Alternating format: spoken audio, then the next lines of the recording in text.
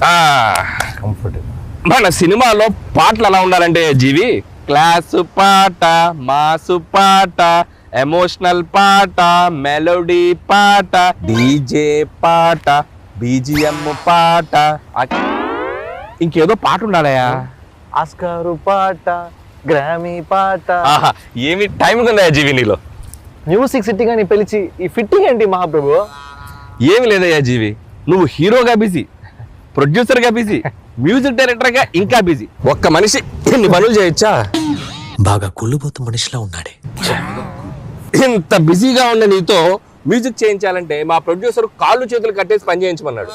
నేనే కాస్త వెరైటీగా ఉంటుందని పాతి పెట్టేసి చేస్తున్నాను. ఆహా, ఓహో, ఏమి తెలివి మహాప్రభు. అదేదో కాస్త చప్పట్లు కొడుతూ పొగడొచ్చు కదయా. కొట్టానండి లోపల, మీకు కనపడట్లేదు. వెదర్ బాగుందయ్యా, పైగా బీచ్. నీకోసం హార్మోనియం కూడా రెడీగా ఉంది. ఒక మంచి ట్యూన్ వాయించవయ్యా జీవి. ట్యూన్ కొట్టాలంటే హార్మోనియం ఉంటే సరిపోదా, 2 చేతులు 10 వేలు కూడా కావాలి.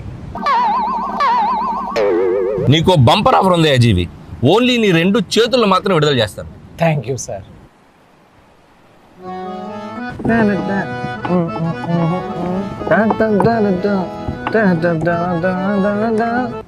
అనిల్ సార్, చెప్పమ్మా. నాకు ఒక లిరిక్ రైటర్ ఇస్తే చాలా కంఫర్టబుల్గా ఉంటుంది. లిరిక్ రైటరా? ఎప్పుడు